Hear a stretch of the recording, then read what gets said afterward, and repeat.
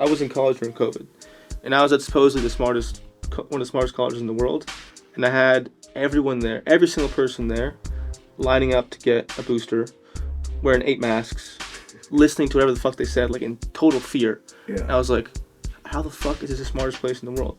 Welcome to the New Age Sage podcast, where you come to free your mind from all the things that keep you in suffering. Today's guest is Mike Bledsoe. He is a serial entrepreneur and coach. We get into the problems with American culture as well as how you're getting brainwashed. Please like and subscribe. You're going to love today's episode. Thank you. Mike, welcome on the show. Thanks for having me. So let's start. You look like a very healthy man. What are your pillars of health for you? What's like the things you have to be hitting every day or every week? What's like the fundamental pieces of your health? Yeah. So I move every day, even if it's for 10 minutes. I think that I used to be an athlete, and if I couldn't get my 2-hour workout in, then I would just do nothing. Yeah. And then one day I realized that I was totally screwing up, and I started doing just a warm-up, like a really high-quality warm-up, 10, 15 minutes a day. And I got even leaner, and I was training way less. So one of the keys is frequency over intensity.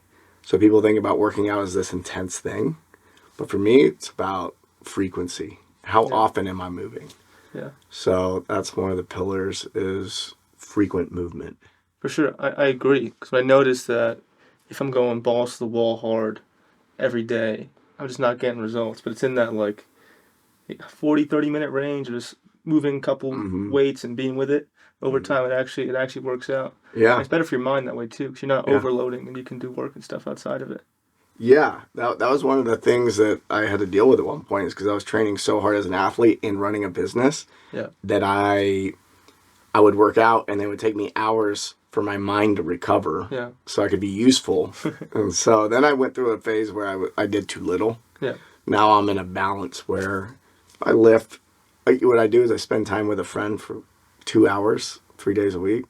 We hang out and we lift weights. Nice. And do some gymnastic stuff, and it's just a lot of fun.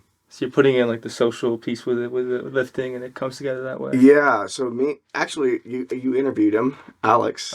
He's a man. Yeah. Yeah, he's my training partner. Nice. So I go to his gym 3 days a week, and we put together a plan to be as strong and flexible and athletic as possible.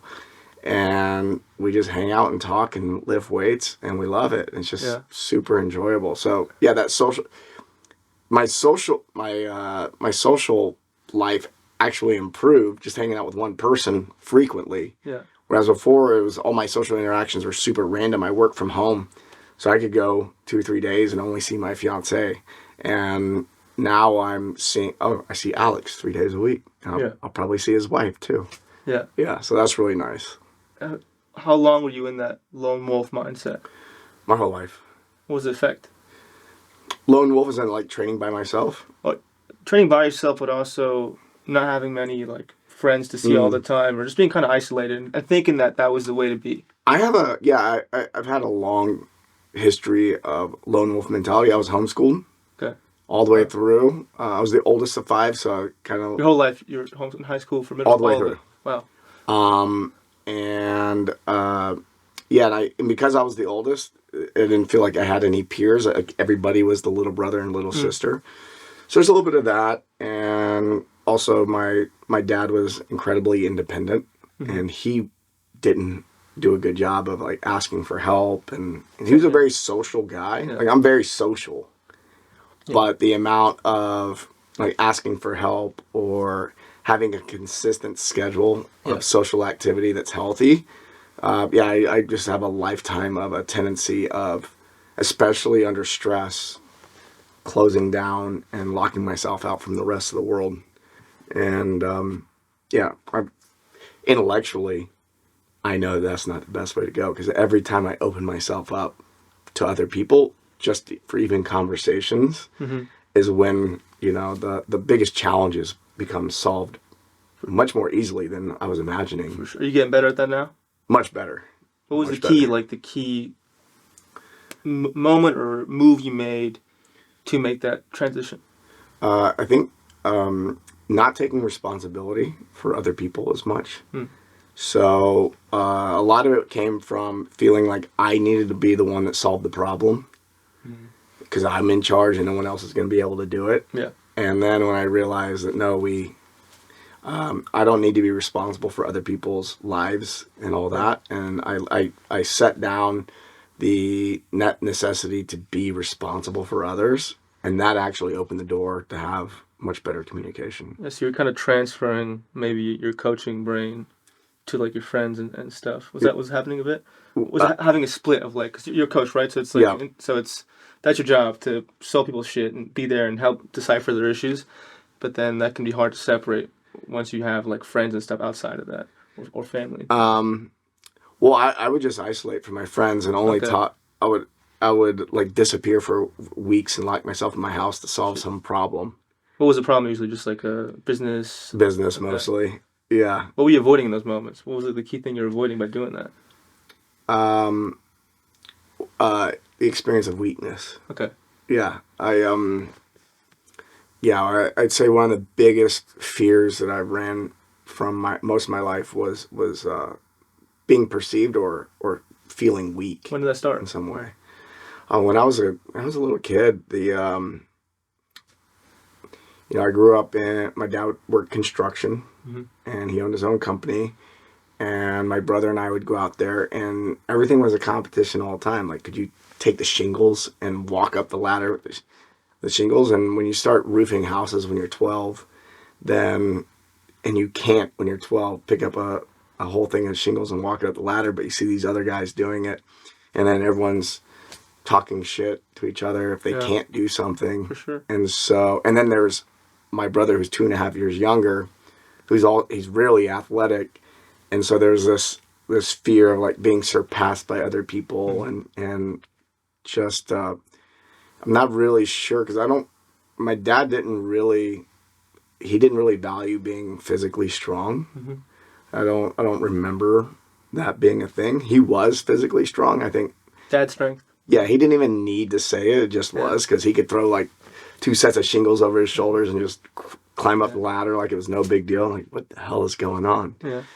So I think that was a big part of it. Is I think that I had a fear of if my dad ever thought that I was weak, then I would lose his love.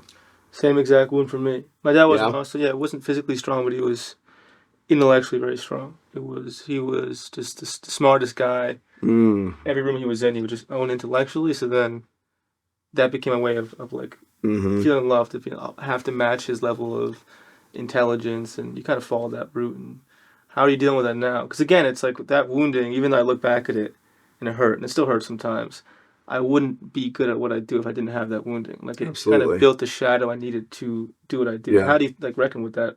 Yeah, I mean, I am physically. I'm 41. I've got a 6-pack, and I can lift a lot of weight. Yeah. And that's from a lifetime of, which gives me a really strong, capable body. Yeah. That's gonna probably help me live a long time and be helpful and have a lot less pain. So there's a lot of shadow and in having what it took to build this, and there was a period of time where I overdid it. Yeah.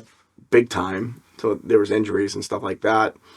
But, and I also chose to do very physically and mentally demanding tasks going into the military, signing up for very arduous training and How long were you in the military? 4.5 years. Okay. And What was that like? the majority of the time was bored out of my mind. It was just really boring. How old were you? I went in when I was 19. Yeah. I got out when I was 24. And I really thought there was going to be a lot more action. And for sure, there were moments that were incredibly like physically demanding. Being awake for 3 days in a row, no sleep, being completely just cold and miserable and needing to keep doing whatever it is that we had to do. Being on 6-month deployments where it was just 18-hour days, Wow. 7 days a week. And there was a level of just toughness that was built up that really serves me now. Yeah. I've had to be very careful not to rely on it, because there was a period of time where like mental toughness and being strong was always the solution, which will make for a very miserable life. So what's that line you've created now? When is it useful to tap into that? And when is it detrimental? It's been a gift in my personal development, my spiritual development journey, in which case my relationship, because of all the mental toughness work, I basically just committed to doing the most terrifying things I could imagine. Like what? Like a lot of things in the military. It's like, Okay. oh, I'm going to sign up for the toughest training. Yeah. Like, sometimes people die. Yeah. Like, okay, I'm in the middle of the training going, I've got to be willing to die for this.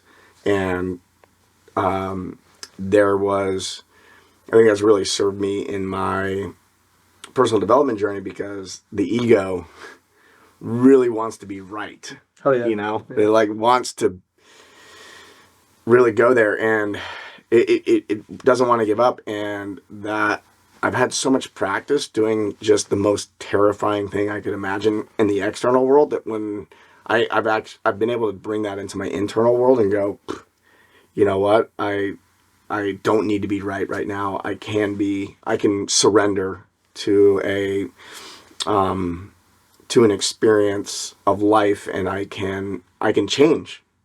I can be different, and it doesn't make it easy.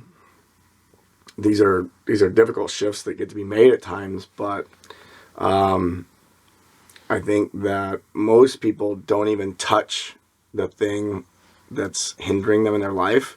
Yep. Because of fear. For sure. But I go, what's the worst thing could happen? You could die. I'm like, okay, I've already proven multiple times I'm willing to go. So what you're referring to is being brave enough to face the metaphorical dragon in your mind, facing the side of yourself that you realize is no longer serving you, facing the shadow, the demon per se, that's holding you back. And I agree, so many people just can't go there, and it's unconscious. Yeah. They just don't even realize they're scared of it. Yeah. So it's interesting to see that, like, your upbringing and facing fear constantly helped you. Because I'm the same way. Like, I'll look at, to a fault, I want to see where you think of this, or if I catch a repressed trauma or a shadow, I'm almost too not afraid. I'm like, let's fucking go. Like, I'm ready to wrestle you. I'm ready to fight. And it gets to a point where I can overdo it. I can get too frazzled. So I want to see how does that affect you? Like, going in too fast, too hard sometimes on a certain thing. Yeah, it can be very disruptive to life, because what's happening when you're doing that work is you're shifting how you're being. Everything. You can't go in there and make a shift and it not impact the external world. It has to. Yeah. I mean, if it doesn't, you didn't do it. Yeah. And so it can be incredibly disruptive, and it's unpredictable how disruptive it'll be. There's this really one of my favorite authors, Jed McKenna. No relation to Terrence McKenna.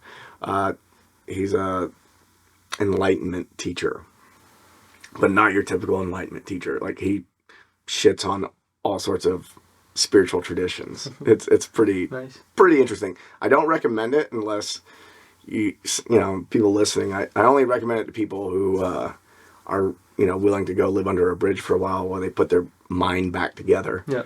But he talks about how the mind is not this beautiful intricate web like people like to think. It's like, oh, I just pluck this thought over here and it'll impact everything else. But he describes it as a rat's nest. It's like, you pull that one string, you have no idea what it's tied to. Yep. And it's going to impact all these other areas of your life.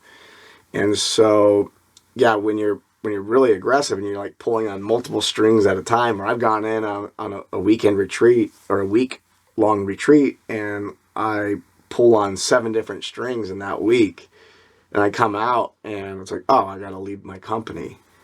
Oh, like, this relationship isn't working anymore. It's like all these shifts happen, and it's so disruptive that it can make things in life difficult. And the people around me,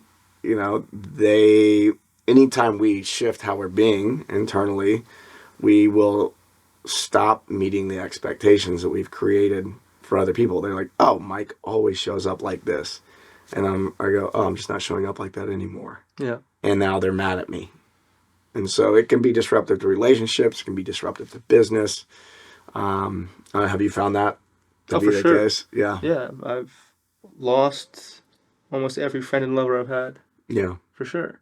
Just because I'm very sensitive to, just like how my body's sensitive in the way where, for example, I stopped drinking caffeine like a month ago. Because one day I had a cup, my body's like, nope, you can't do it right now. Like maybe in the future, but right now, even mushrooms. Like I stopped taking psychedelics like a year ago because I took one, and I was like, you can't do it for the next couple of years. So I'm very sensitive to that, even with people.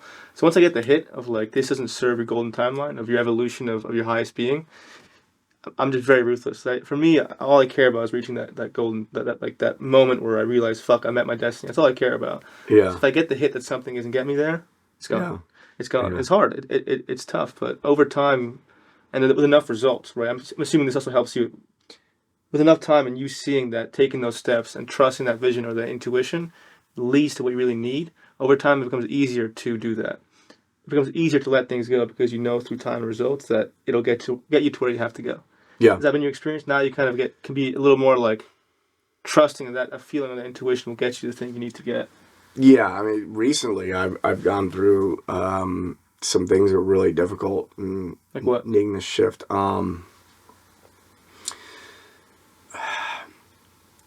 Let's see if I can put it into words. Take your time. Yeah. My fiance and I have been together for 3 years, and the life that I lived before her, I was very agile. Like I valued agility in life. Like it's like, oh, I don't really need to plan that far ahead because I can, when everyone else goes left, I can go right. No big deal. Flexibility, just being able to do what you want, freedom in a way. Yeah. But also like if there's something bad happens, if there's a threat, an example of like a physical threat, it's like I don't need to worry about being able to fight because all I need to do is get away. Yeah. Like I'm smart, I can just get away. But now I'm in a relationship, and that applies to everything, not just physical threats, but that's anything that can happen.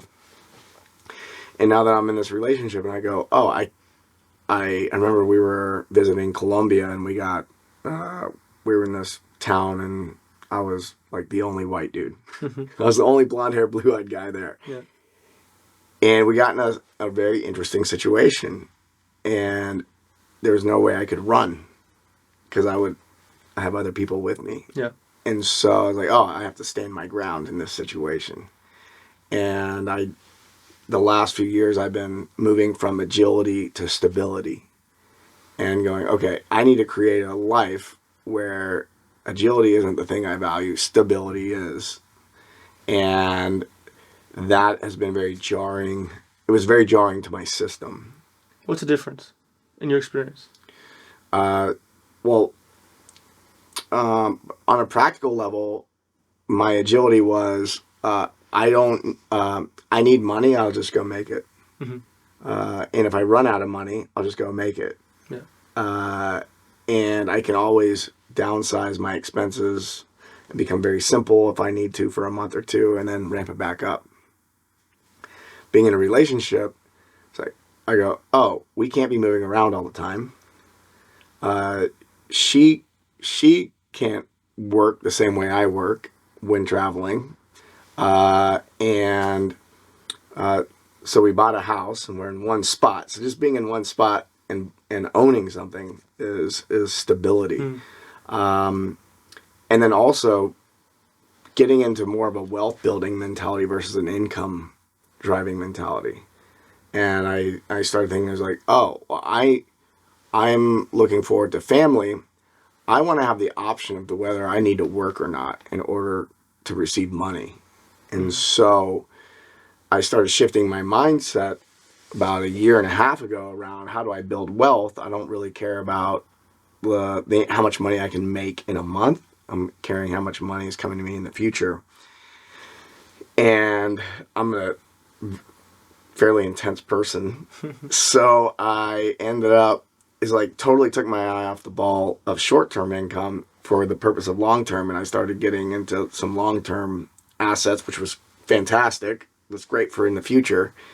But it's like I totally switched from agility, like the agility of being able to be like, oh, I'm going to sell a coaching program and I can make 20, 30, 40, 50K this month. No big deal. To how do I create a system that generates wealth for generations? Yeah. That's the stability versus I'll just go make some money real quick. But you're applying the same intensity from the agility to the stability. Yes. Yeah. Yeah. And so it was just a lot to learn. Yeah. For one, it's just like, man, I gotta really learn. I gotta change how I think. I have to change my behaviors. Yeah. Just everything that got. There's a lot of things that transferred skill wise, but there's a lot of things that didn't. Yeah, skill wise. I hear you. It's this tough realization once you're called to get into a new part of your life or a new experience of what you want trying to call in. People think that it might just be habits to get you there, but it's a whole thing. You have to get to where you have to go. You have to change your thoughts, your behaviors, your emotions. The system that is you has to get a reset in some way, which is really fucking challenging. Yeah, the habits are easy if you can make the internal shift. I think one of the common mistakes that people make is that they think they only need to do habits. Yeah, no, and that's just hard. Yeah, it's the hard way to go. Yeah, how do you? Because it's tough. How do you start making those internal shifts to begin with? Like, let's use that example. Like, how did you go about making that internal shift? Internally being, okay, I know for my future, my life, I have to move towards stability away from agility. And instead of going straight to the habits, how did you go into your body first and start setting a new foundation there to get there? I think it was more out of pain. It was more of things. I saw that I wanted that too. Yeah. And I didn't know how to have it. And I gotta learn more about this. So I took a course on how to do that and how to build more wealth instead of just income. And I took a course and I had some mindset shifts around that where I go, there's a difference between having high income and having high net worth. I've been hyper-focused on high income, not on net worth. And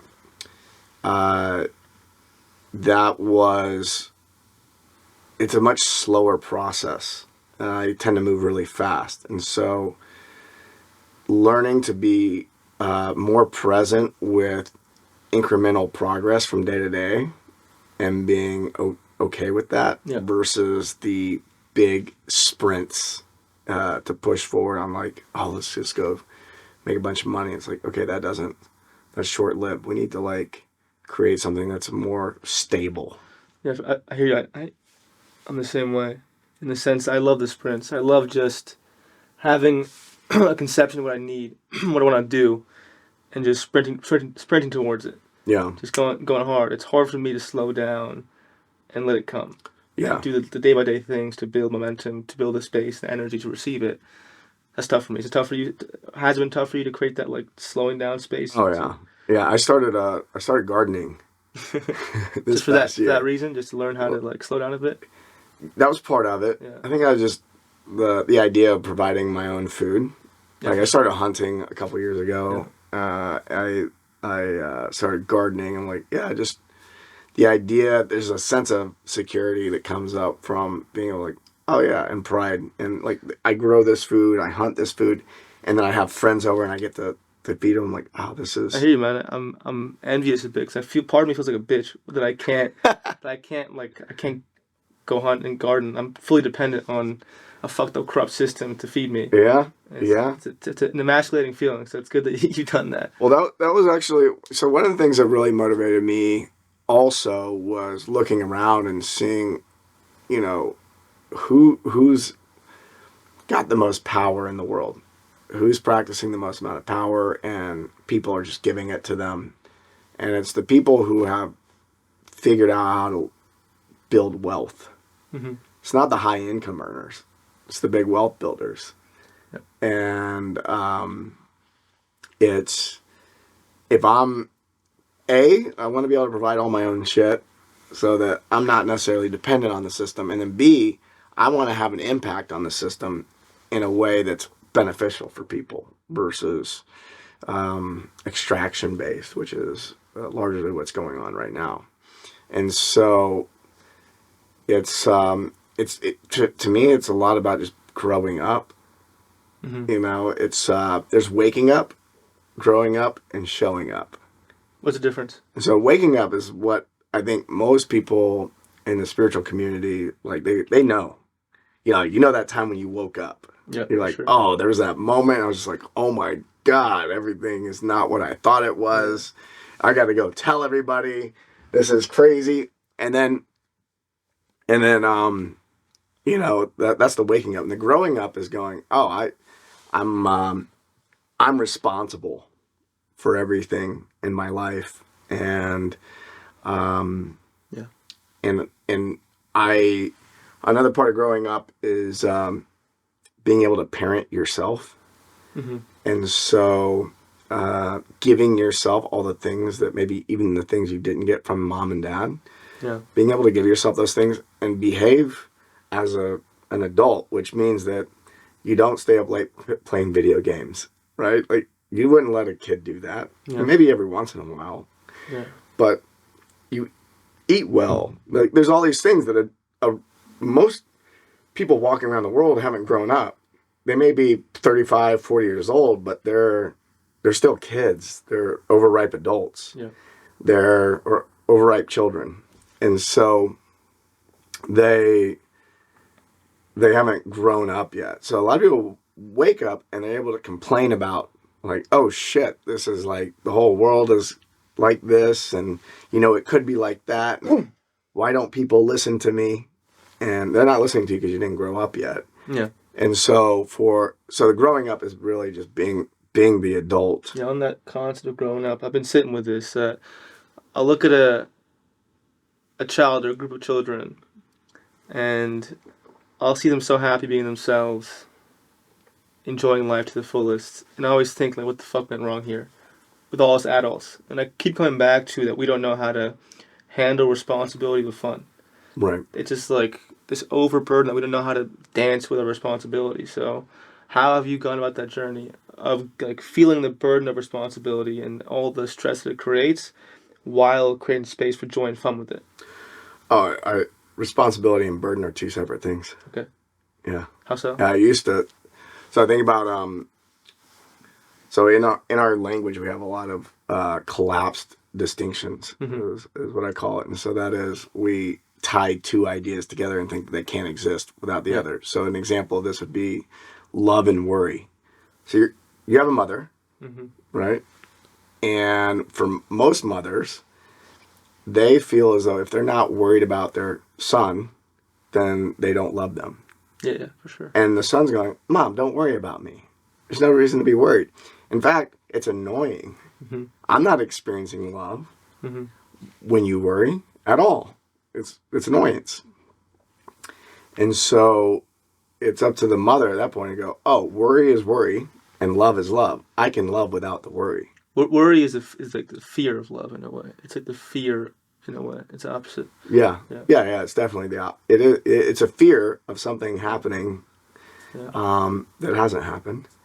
And so the collapse distinction of responsibility and burden. You see this in politics. People are like, who's responsible? Like, you're in trouble. It's like, responsibility is not blame.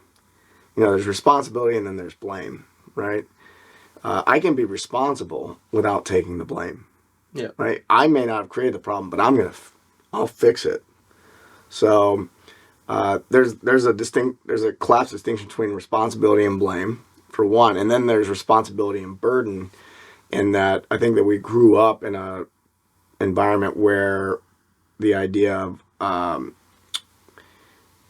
if the responsible person is carrying the weight of the world on their shoulders, and if you're responsible, like there's a weight to carry. And it's like, not necessarily. Like, you can be responsible and not experience burden. How? And how do you do that? By playing. Like, everything's a game. Yeah. Everything's a game. It's it's How do you turn? I hear you, and I completely agree. yeah, I was trying to bring in like a counter argument to help the totally. Yeah. listener listen, because I get it, right? But it becomes hard to play when it really feels like it's not a game. When it really feels like you're about to lose a big paycheck. Your kids and wife are pissed at you, and you're about to get kicked out of the house. Like, how do we turn those serious situations of responsibility, like the real fucked up ones, into play? Like, that's what I struggle with when I can do it with simple things. Once it's like a moment when my ego is really upset or I'm stuck in some inner child shit. That in those moments is the hardest where it becomes to play, but those moments is actually the most important moment to play. Yeah, it's a lot easier when you're single than in a relationship. That's for sure. I got a lot of practice without. I had I had some space where going back to like the willing to die thing.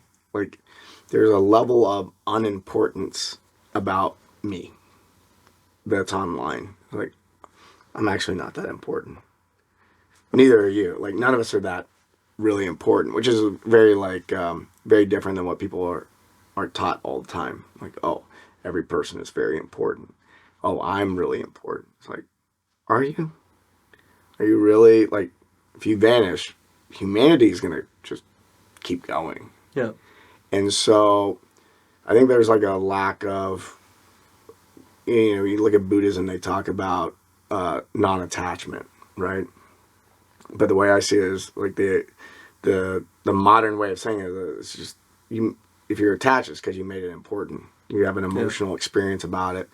And when you're single and you don't have a bunch of people that you're in like really close relationship with, I think it's really easy to have a lot of levity in your own life. Like, oh, that thought was funny. That's not true. That's bullshit. But then in relationship, it becomes more challenging. And then for me, the challenge is like trying to get other people to be playful with me. Mm-hmm. But almost nobody is as playful with me. And then the moment they stop playing with me, then I feel alone, and then I'll get angry, and now I'm not playing anymore. Yeah. So it's not like I'm immune to it. I do get sucked into it. But to me, I journal every morning, and almost every morning something comes up where I'm working through something, and I write down, I get to play with this. Yeah. I'm playing with these thoughts, these emotions. I'm playing with these emotions. I'm playing with this other person, while also being compassionate and caring for their experience that they're making. It's an interesting topic because doing the inner work and how much it takes to be so focused internally. Like, it's impossible to not feel like we mean more than we do. Because we're so focused on all our trauma, all these things that we see as big issues, that it's hard in the inner work to then take a step back and ultimately be like, none of this shit fucking matters. Yeah. It's, again, going back to one of the themes today, it's like it's this delicate line, this delicate dance between both polarities. Yeah. Well, I also like to think about other cultures. Like, it's a very American thing to be so individually focused. And so, like psychology has made it into is now mainstream, and like trauma is mainstream. Yeah. It's a mainstream, and people actually are calling trauma that's not trauma. Yeah. And they're making themselves really. There's a lot of self-importance with that. Like, oh, it's on me, or it could just be everyone around you, and the culture at large. But you go to other countries, and I find it really fascinating that the English language, I think, is very is built in a way so consciousness is one piece of consciousness is thought, and the thoughts are made up of words, and the language you speak is going to impact how you perceive the world. So if you speak English, a lot of the language is built in a way that's very I, me. There's a lot of that going on. Like, that comes first. Mm-hmm. But if you go to a lot of these Asian countries, the way the language is built is much more we-oriented. And so when someone walks in the room, they know where they fall in the hierarchy. Like, it's very hierarchical. Like, in America, hierarchy is, I think a lot of people who are from here don't realize how flat the hierarchy is. But you go to Japan, and immediately the elders are up here, and the youngest one is down here, and everyone knows exactly who's serving who. And so I think it's like a blessing to go look at some of these other cultures and realize, like, because in somewhere like Japan, the individual is not that important. It's the family comes first, and then the country, and it expands out like that. It's like the reverse. I think that if we get too caught up in our own stuff, then it is hard to have levity in play. For sure. I feel like for me personally, I don't know if you agree or not, but it has to be some kind of middle ground. 'Cause I think when you get too much into the weed, too much into, you ignore your shadow, you ignore the things in yourself that you need to see. But now in America, especially, now we're just all becoming narcissistic victims. So it's like this, like really, it's a really fine line between knowing what's one way or another. I think that's one thing we struggle with in society or in the world is duality, being in the space between those polarities, any polarity. It's one or the other. It's being a victim or being a denier. It's just like this extreme polarities we find ourselves in that we have to sit with and be like, okay, for a minute or half an hour in this coaching session, I could talk all my shit for an hour. Once this goes away, I'm focusing on something outside of me. I'm focusing on serving, focusing on being a lover, all this shit that we have to think about. Yeah. I mean, that's the middle way. Yeah. Tao Te Ching. Like, it's all, the pendulum swings, but can you recognize the pendulum swinging and stay centered?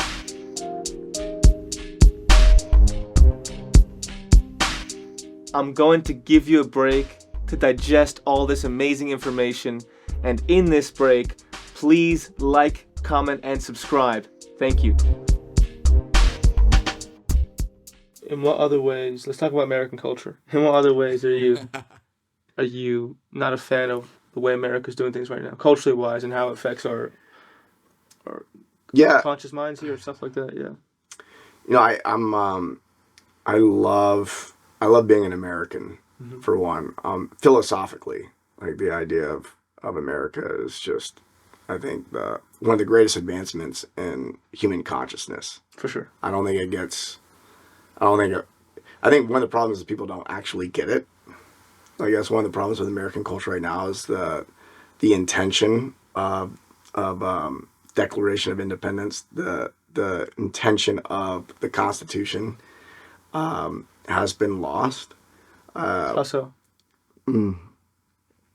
So the Constitution is, we were the first country. I don't know of any other countries that have done this. This is the first country, the United States. America was the first country that basically put a constitution in place that limits government power. Yeah. Every other constitution for every other nation, it's the other way around. It says what power the government has over the people. Yeah. And this constitution is the one that, like, we the people, and everything about it is to limit the government from stepping out of line and stepping out of bounds. I completely agree. Yeah. But one of the things that's happened, I noticed, I'm 41, I've noticed this over my lifetime, which made me very frustrated. Because I took like constitutional law when I was in high school. I was homeschooled, so I took weird courses. Yeah, that's a weird high school class, but yeah, I took like Latin and things that weren't offered in good for you. A typical school.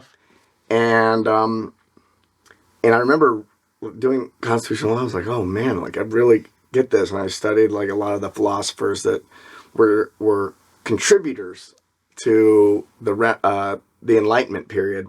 That is what led to the French Revolution and the American Revolution. And what I've noticed is so many Americans look across the pond at Europe like they're doing it right. Like, oh, we need to be more like Europeans. I just remember being my whole life being like, we gave them the bird like 250 years ago. Like we basically said, you guys are being really oppressive. We're out, and fought a war over it.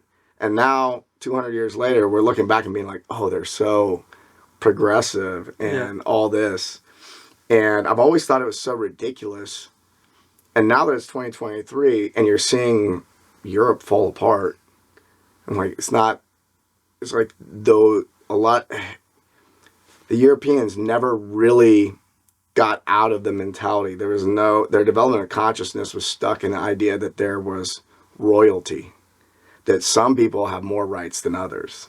Mm-hmm. Like the Queen, the Queen's passed now. The Queen and the royalty are sovereign. And what that, in very legal terms, what that means is the laws don't apply to them, like at all. Yeah. They're not paying taxes. They're above the law. And so this is a concept that if your family's from Europe and you never left Europe and you always lived in Europe, it's like you don't even know that you don't know that you're viewing a human being having more rights than you do. And so there's this idea that there's something good about that. I don't quite understand it, to be honest, because we grew up the way, I grew up the way I grew up. Yeah. I don't know how you grew up. But I grew up in Europe.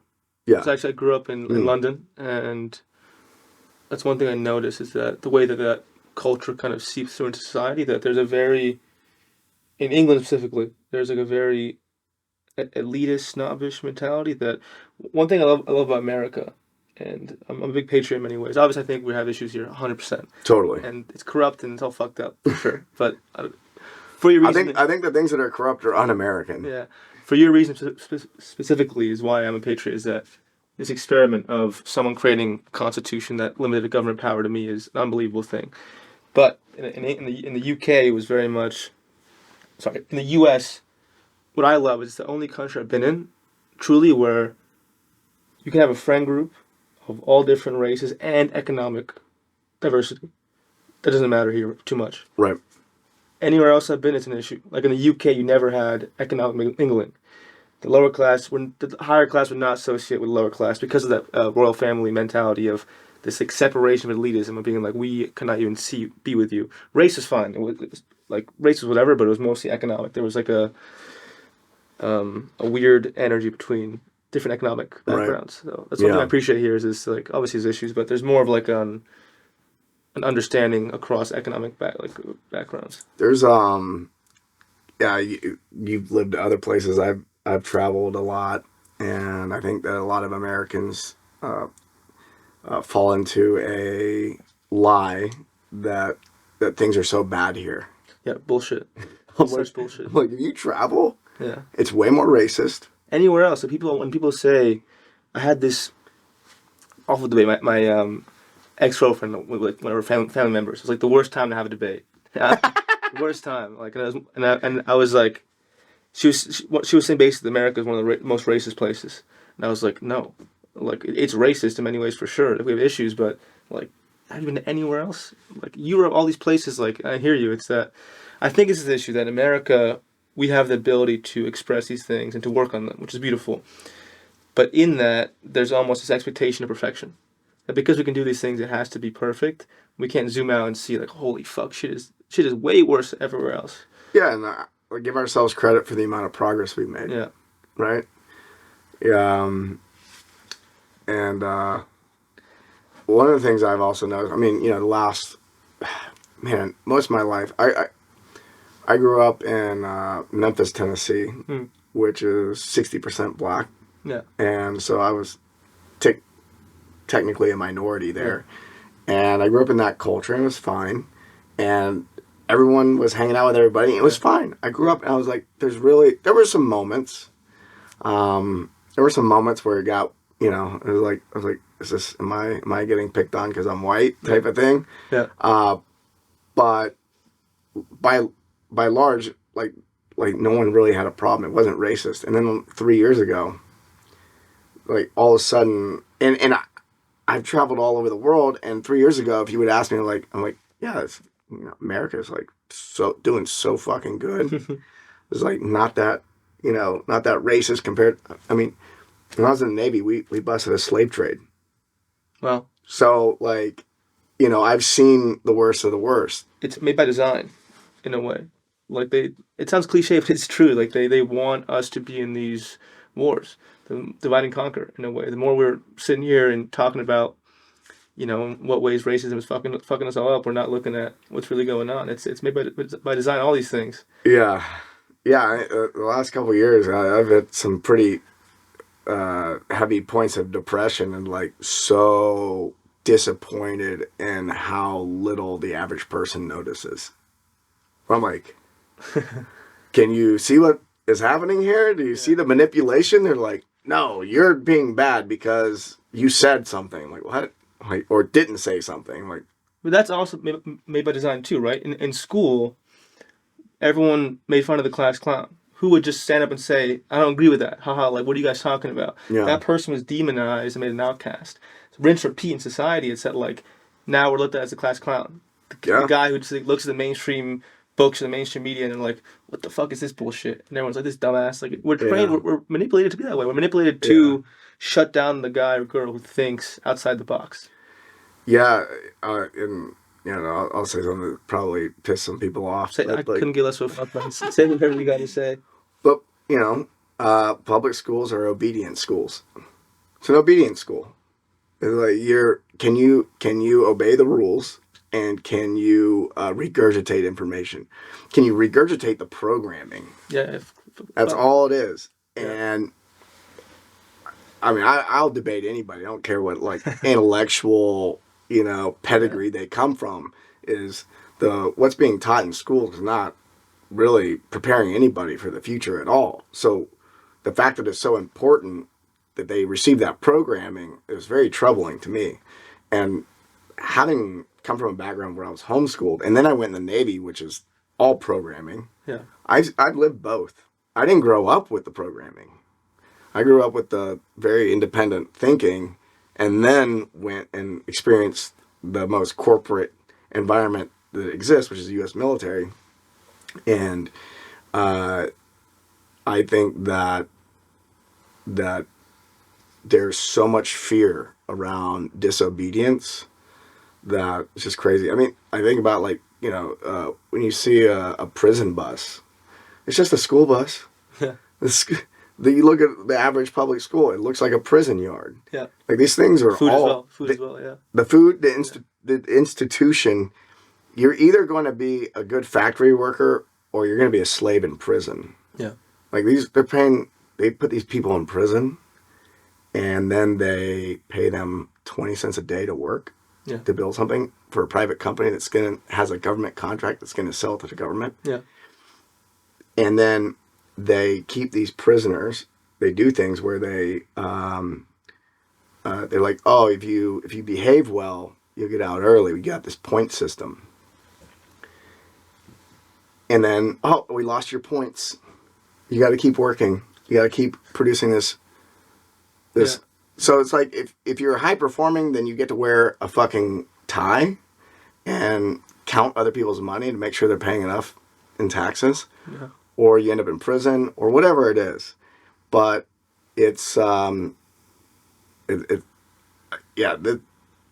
people want to fix the school system, and I argue that the system of school is the problem in itself. Yeah. The fact that it's so systematized from a centralized authority is the problem. And school being offered to the peasants was first introduced because there was a king who couldn't figure out how to get the peasants to fight for him. Mm. And there was a suggestion from one of the consultants to the king. Maybe basically he's like, well, if we train them from a child, then they'll be ready to fight. And that's pretty much how, I think it was a Prussian makes sense. thing. I went to an Ivy League college. I went to like the height of the Matrix, like indoctrination, and part like you, I was so frustrated is that I only graduated I think a year and a half, 2 years ago. And why I was so frustrated is I was in college during COVID, and I was at supposedly one of the smartest colleges in the world, and I had everyone there, every single person there, lining up to get a booster, wearing 8 masks, listening to whatever the fuck they said, like in total fear. Yeah. And I was like, how the fuck is this the smartest place in the world? That's when it first clicked me. They clicked to me. Thank God, this is a complete indoctrination. Like the fact that you have bright kids, super smart kids, who are just eating this shit up and cannot even comment against it. Like when I would go and say something remotely different, it'd be like eyes on me and like snipers on me immediately. That wasn't any. Then I looked at it beyond that, right? Like I'm not Democrat or Republican. I'm neither. I'm kind of in the space in between. Like fuck both of them. Yeah. So for me, that system was super like Democrat brainwashing, like to the wazoo. I'd sit there and I'd say one different perspective. I'd write a Republican counter argument in an essay. I'd fail it. They give me an F. I'd sit there in a debate room and say a conservative point. I would get you get like a complaint from a dean, like crazy shit. That's so crazy. Like and anything that was debating the narrative, and that's when I really saw like, fuck, they're really milking this Democrat agenda to brainwash it all. Yeah. Brainwash us all. Like it's crazy. Yeah. I saw you have the next body of the elite in this school, the next politicians, the next powerful people, all here, and they're all being spoon-fed this shit and eating it up with no fucking hesitation. Well, you know the easiest dogs to train are. Which ones? The smart ones. Why? You can't train a dumb dog. Yeah. Yeah. For sure. You're more likely to get resistance from a dumb dog than a smart dog. Yeah. I'm not saying all smart dogs are gonna just be obedient. Yeah, that's why I saw during COVID. Fuck it, I don't give a fuck about the shit anymore. I'll say what I say, but it's like, man, who did you? The people I saw who were first in line to get vaccinated. And it's okay if you do that. I'm not saying against that, but the people who were the most scared, who were the most educated, who was not getting it, the non-educated. People didn't go to college, people didn't go to high school. They were the ones not falling for this agenda. There was a lot of that. I think there was there's like a bell curve, and so you have like the people who were the least educated, that were the most questioning. Yeah, you're like, whoa, and especially like you do have black people who were like Tuskegee experiments. Yeah. Y'all remember that? Like maybe we don't do that. You had in New York City, the supposed least racist city in the world, putting vaccine mandates across the city when I think like 80%, 70% of black people haven't got vaccinated yet. Right. Yeah, so it's a bell curve. You have people that are in low socioeconomic and low education, and they're like, whoa, because they haven't been indoctrinated as heavily. Yeah. And then on the top side, one of the largest groups of when you look at how many people got the shot or were versus didn't, people that held PhDs actually didn't. No way. Yeah, a lot of PhDs did not get it. People never heard that. That's amazing. Yeah, and it's because if you're paying attention, I have a bit of a scientific background. If you're paying attention, it just doesn't make sense. Yeah. They go, oh, it's, and I get it because like I have friends that got vaccinated. Same here. I have no judgment on it. Just like, what I had judgment on is the assassination campaign of those who didn't want to get it. Yeah, that's what I had a problem with. Yeah. Do whatever the fuck you want. What I don't want is you calling me a bad person, you trying to like censor me or discipline me for not listening to you. Yeah. That's what I'm like, fuck even a handful of friends that I had that were super pro vaccine and everything, they were, because I saw it happening. I was like, they're gonna roll out a vaccine. They're gonna try to make it mandatory. Yeah. And they were like, no, they won't. Same here. I said the same thing. No, they won't. I was like, okay. Just wait a year. Here's the thing: I don't even understand. I don't need to understand science. Yeah. What I need to understand to win in this realm is you have to understand narrative. If you understand narrative and you understand mind control and you understand propaganda, you don't have to know anything about science. You can just spot bullshit. And so I go, oh, I see. I know how this works because I also study marketing, which is just propaganda. Yeah, for sure. It's like, oh, if I wanted someone to do this, I would do all this first. I'd scare the shit out of them. I would remind them that, something bad's going to happen unless this happens. I was like, oh, there's going to be a vaccine that's going to be mandatory. And when my friends were like all for it and excited about it, we're like, no, it won't be mandatory. That would be weird. Yeah. 3 months later, it's like, are you going to get it? I'm like, no. They're like, well, why not? You should get it.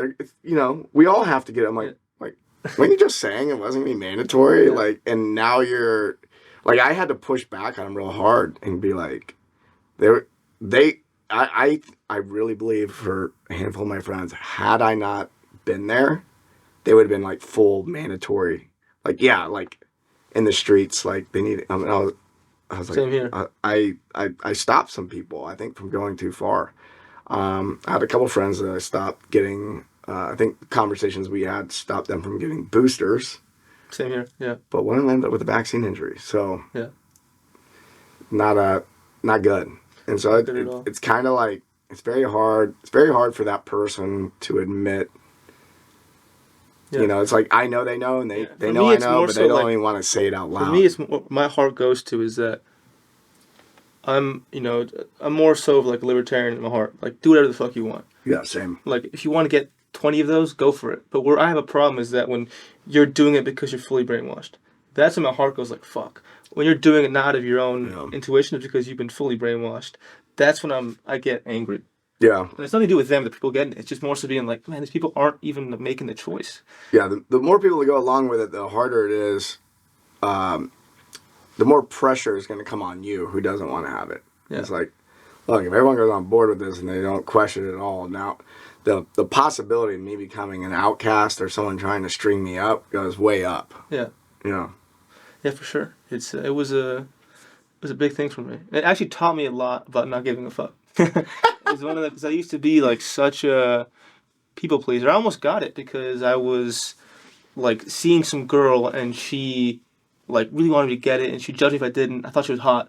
So I was like, fuck, I have to get it. But then thank God I didn't. That taught me a lot, being like, man, fuck.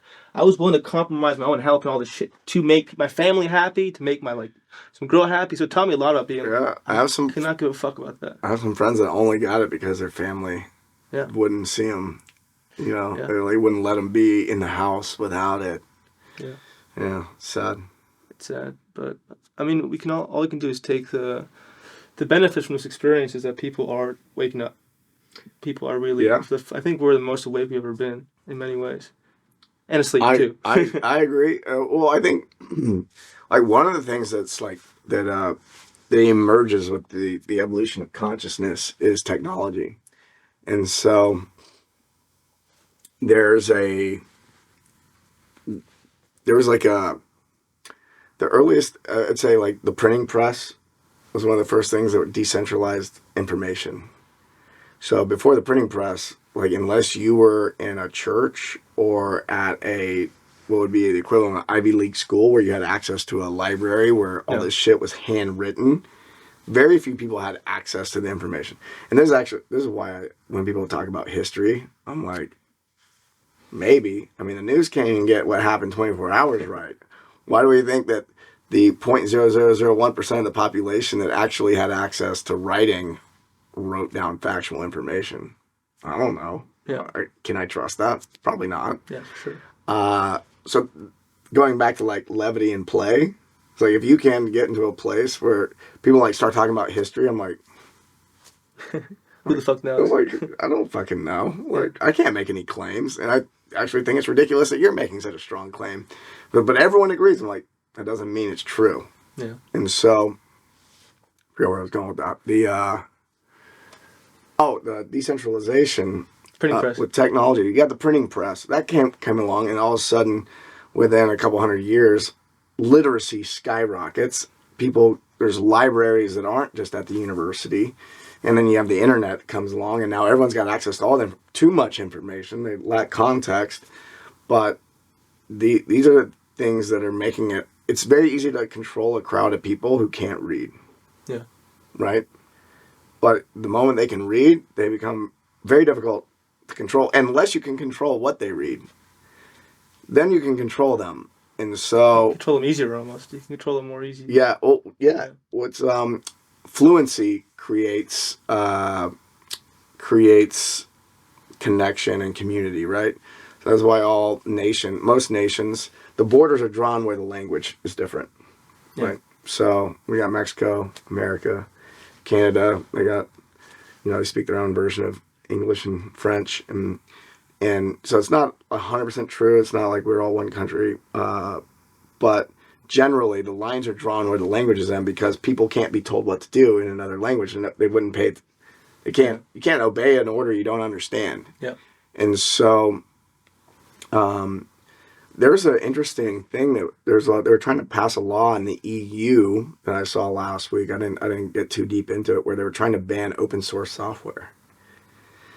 And so the reason that's so important is because a lot of open source software, you as a government wouldn't be able to go in and dictate to them to create a back door for you or whatever it is. Like, everything is very transparent. There's transparency. And so I'm like, why would they want to make open source, which is like very highly the most secure stuff on the planet? Is like, oh, they don't want everyone to have security. Yeah. They want a one-way transparency, which is what they have right now. It's just like, we can see everything you got going on, but you can't see what we have going on. That's why they don't want Bitcoin, because Bitcoin creates transparency amongst transactions for everybody. Does the government really want you to know where they spent all that money? If you could track every little digital currency and its public domain, they don't want that shit. But this is where technology starts expanding. It runs alongside the expansion of consciousness, because we are getting more in touch with what's true with that transparency. So you have the printing press with information. The other thing that's fascinating is the rifle. The rifle was invented, and for the first time in human history, you could, I became deadly without very much training and for pretty cheap. Before that, you had to have armor and trained in swords, and you dedicate your life to being a warrior. Yeah. And if you didn't dedicate your life to be a warrior, you had to listen to whatever the people in the uniform said, because they just fuck you up. Yeah. They're in charge. So rifle comes along and totally disrupts that. Totally, the entire world goes through a huge level of disruption. It's actually like, basically when that came along is when kingdoms fell and nation states came online. Is with the rifle. So like the advancements in weaponry, because they go from swords to rifles. Now just Farmer Joe can pull his rifle out. Now he's deadly. Like, you don't mess with that person now. And so that's another thing. The decentralization of violence through technology also has, that's what allowed America to exist. That's what, that preceded the ability to give England the bird and say, we're not going to be a part of this anymore. And so I see any suppression around trying to control civilians from having any class of weapon as also another way of trying to suppress consciousness. Yeah. And a lot of people might talking about guns and consciousness in the same thing, but a lot of times people are like, they get triggered by guns. Like, I'll have a gun in like a Instagram post. I had a guy, I was out shooting. Yeah. I was out training with some Navy SEALs. It's enjoyable. I have a lot of fun doing it. Yeah. And it's good. It's good for me. Like, I feel good knowing that I can protect my home. Yeah, for sure. And there's a certain level of peace with that. And someone's like, oh, I'm going to unfollow you because I don't like guns. I'm like, okay. Go for it. What are we talking about? But people get so triggered by it. And I've been online talking about this with other people who have posted guns. People are like, I got a problem with you glamorizing guns. I'm like, well, what if it was a sword? Well, swords would be fine. Like, no one gets upset because I took a photo with a sword. Yeah. Right? These are the same thing. Just only are different by degree. Yeah. And because the propaganda works. It's like, oh, it's bad once it becomes more deadly. Yeah. It's like, yeah, but aren't all or all weapons? It's like, are we banning knives now? Like, where do we draw this line? Yeah. But the problem is if you only have the centralized authority as the ones that are allowed to have the weapons, then that suppresses consciousness. Yeah. Unpack that a bit. I get what you're saying, but I think maybe listeners will need a little more explanation. Sure. How is consciousness like exactly really tied to all this stuff? Like to press, to guns, to all this stuff? It's all about individual sovereignty. Okay. It's all about equal rights. So just because a group of people form a big group doesn't mean that they have more rights than I do. Yeah. 100 people come to the door and be like, you know what? We decided you got to wear a red shirt today. Because if you don't, we're gonna kick your ass. Yeah. And I'm like, what? Yeah. So you don't have any right just because a group decided that to be true. And so it's about consent, right? It's like, who decides? At the end of the day, it's about who decides. Who decides how I live my life? Yeah.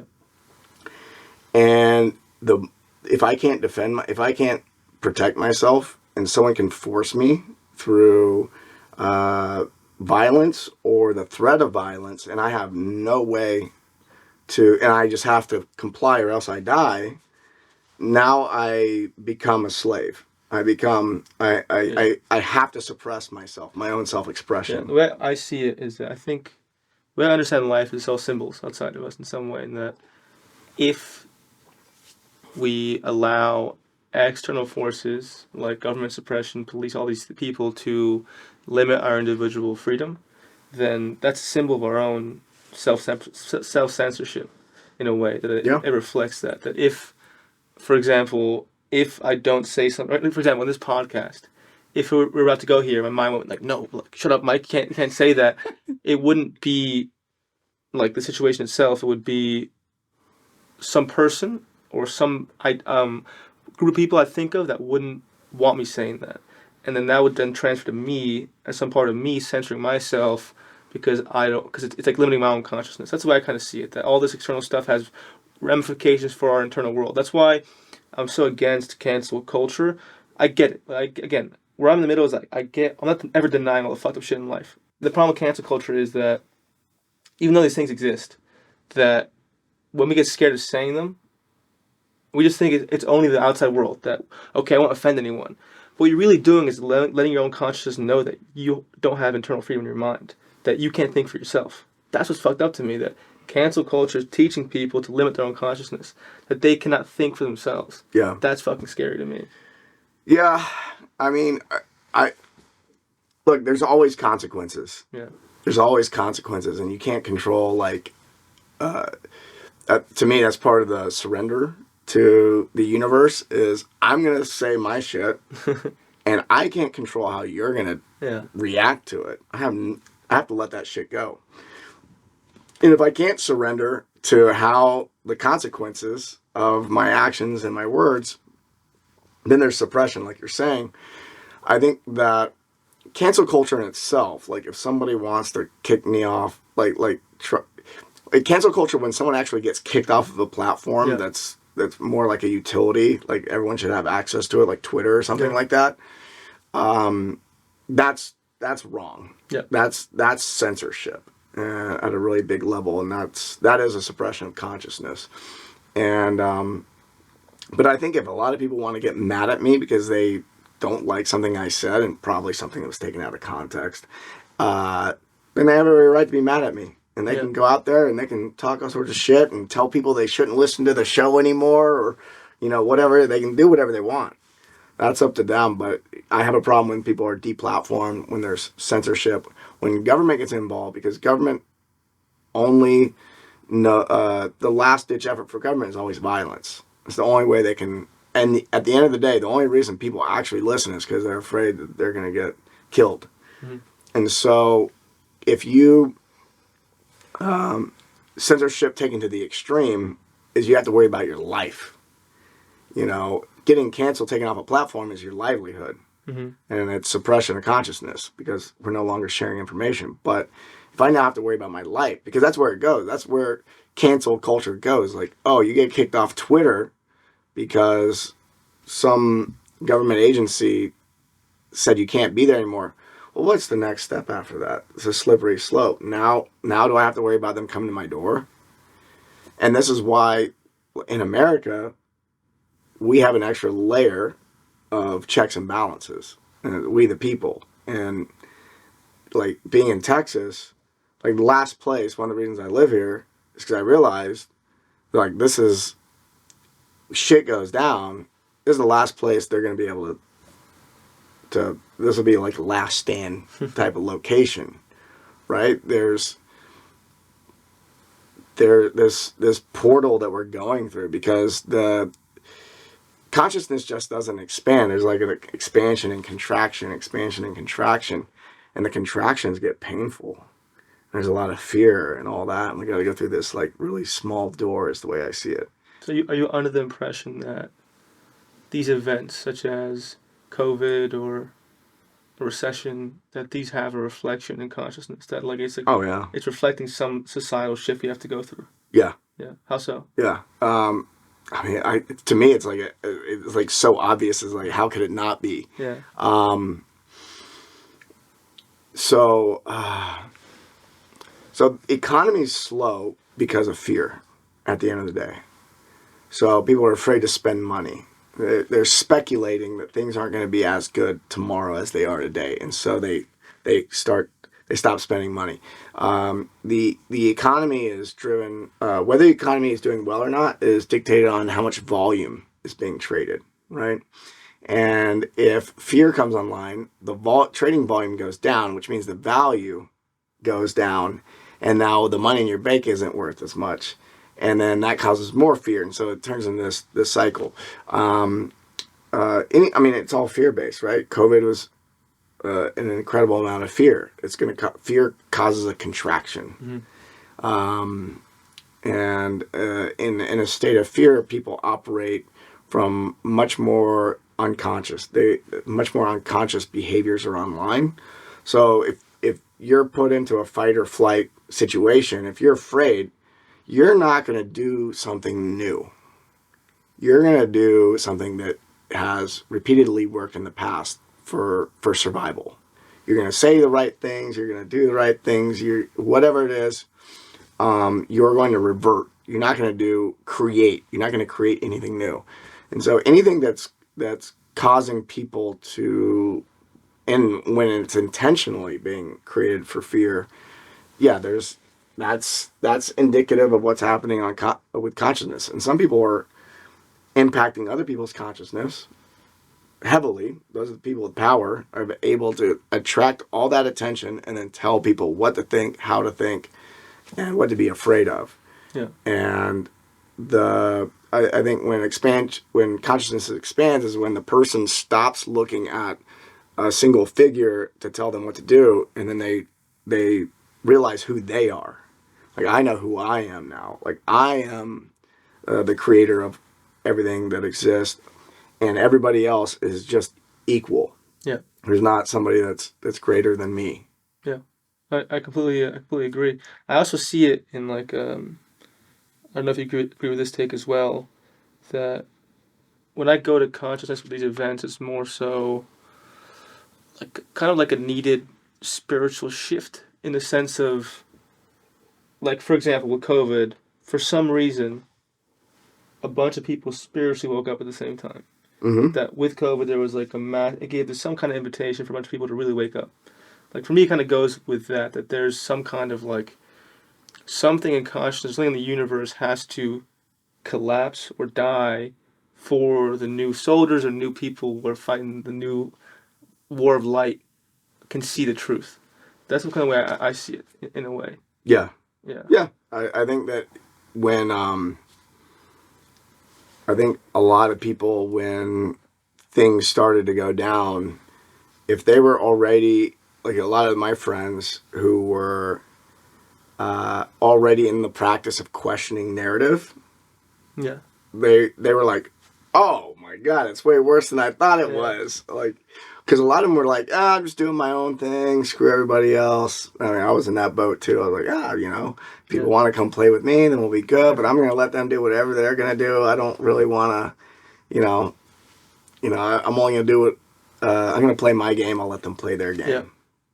And then like shit hit the fan, and then all of a sudden my game was getting trampled on. I'm like, I mean, I woke up in a way, it was, I've been playing with consciousness for a decade, but the whole, this whole thing was like another level of like growing up. There was waking up, and I think there's a level of growing up that happened for a lot of people. People were already, in a place of self-reflection and improvement and becoming more conscious. But this was people that were on that path got accelerated. Yeah, for sure. And the people who were on the other path accelerated in the other direction. Yeah, I think what I come back to, and I kind of pick up on your communication, is that you're focused in some way on expanding consciousness perpetually in a way, like kind of zooming out more and seeing more of your own reality and others. And what I want to end here on this note, because it's important, is that we can either, when we're facing tough events or tough moments or tough world events, we can either contract and like go into this like turtle shell and not want to see anything, or we can expand and allow bullshit to let us see the truth. What's your way of going about that process, or a fast way to make that shift, to not like get so scared and contract, and more so see this beautiful expansion of seeing the opportunity to see something larger? Do you know what I'm saying? Yeah. Breathe. Whatever is happening with your breath, because people think about fight or flight, but there's also freeze, and people freeze in their breath. And if you ever catch yourself freezing in your breath, that's fear online, and being able to connect with your breath will open things up. Doesn't mean it's an immediate like, oh my God, that's the result, but it's feeling everything and being and raising your awareness in that way. Because when you're breathing shallow or freezing, the book is right here in your face, and you think that the book is everything, but when you take a breath, you get more space, and you realize, oh, it's just a book. There's all this other life around me. And so, for me, like, if you don't have breath, then you don't have anything. Like, none of the other tricks work. It's like all the other tricks come online after you take a breath. It's what you're saying is creating space, because when you're in a state of fight or flight, especially the part of fear, I think it's known. I had a neuroscientist on the show who was telling me about how when you're in fear, the part of your brain that like dictates logic or your understanding of things just stops working. Mm-hmm. Like you just cannot. Therefore, that's why the news makes you scared, because your critical thinking goes away. Therefore, you can just download information and not question it. So when you actually breathe and you create space and you get into that parasympathetic state, you can allow your own brain to come back online, your own intuition, your own discernment to come back online, to then decide for yourself what is the right route. So to end on this note and give a message to conclude everything we've been saying, is that don't believe everything you're told, especially when you're scared. Take a step back, breathe, get calm, and then use your intuition to create discernment on what you think it is. But thank you for coming on the show, man. I appreciate your unfiltered self coming in and saying whatever you believe. I love it. Where can people find you if they're interested? I'm on Instagram at Mike_Bledsoe, and I've got a program at schoolfortheliving.com. Great. Yeah. Thank you so much, man. Yeah, thank you. I appreciate it. Thanks. Goodbye.